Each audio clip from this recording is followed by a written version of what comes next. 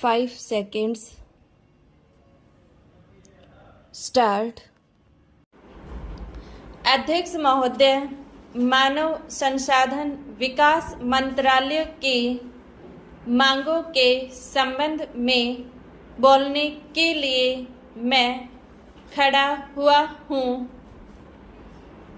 शिक्षा की पद्धति के बारे में, उसमें परिवर्तन लाने के बारे में, इस क्षेत्र में हमें जो असफलता हाथ लगी है उसके बारे में अभी मेरे मित्र ने बहुत कुछ कहा है। दुर्भाग्य की बात यह है कि देश में सभी लोग यह मानते हैं कि शिक्षा में प्रगति नहीं हुई है, शिक्षा पद्धति में आमूलचूल परिवर्तन नहीं हुई है, लेकिन फिर भी इस दिशा में कुछ किया नहीं जाता है।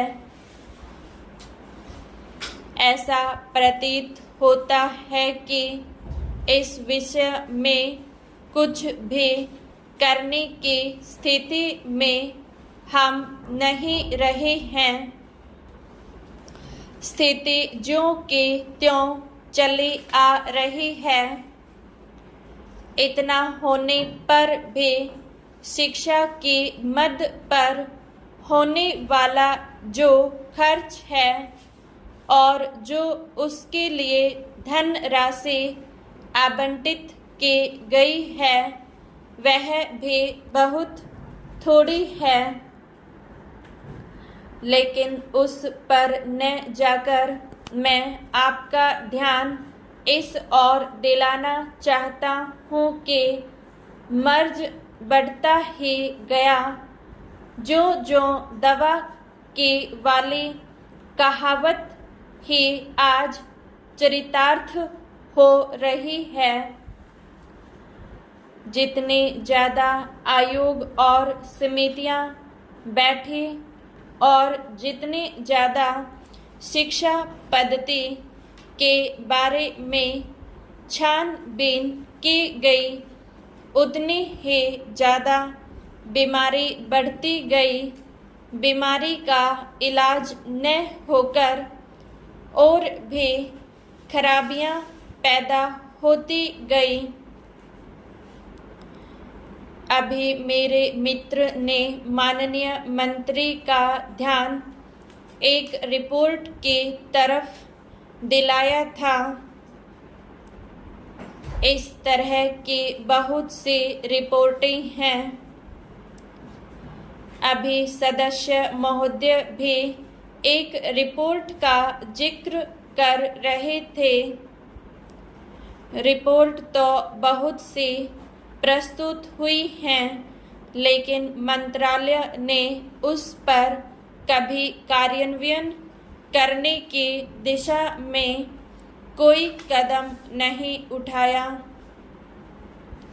अपनी इस हालत को उन्होंने इसी सदन में स्वयं स्वीकार किया है। अपनी व्यवस्था को उन्होंने स्वयं यहाँ प्रकट किया है। इस विषय पर और अधिक न कहकर मैं आज के दिन मानव संसाधन विकास मंत्रालय का ध्यान दो विशेष विषयों की तरफ दिलाना चाहता हूँ। पहली बात तो मैं हिंदी के बारे में कहना चाहता हूँ। मंत्रालय का काम हिंदी का प्रसार और प्रचार करना है। हिंदी हमारे देश की राष्ट्रभाषा है। संविधान ने उसको राष्ट्रभाषा का स्थान दिया है, लेकिन हिंदी को वह स्थान अभी तक भी ठीक से प्राप्त नहीं हुआ है। इसके कई कारण हो सकते हैं। एक कारण हिंदी प्रेमियों का अधिक उत्साह हो सकता है। दूसरा, दलगत राजनीति से प्रभावित होकर राजनेताओं का भाषा के बारे में अपनाया गया दृष्टिकोण हो सकता है।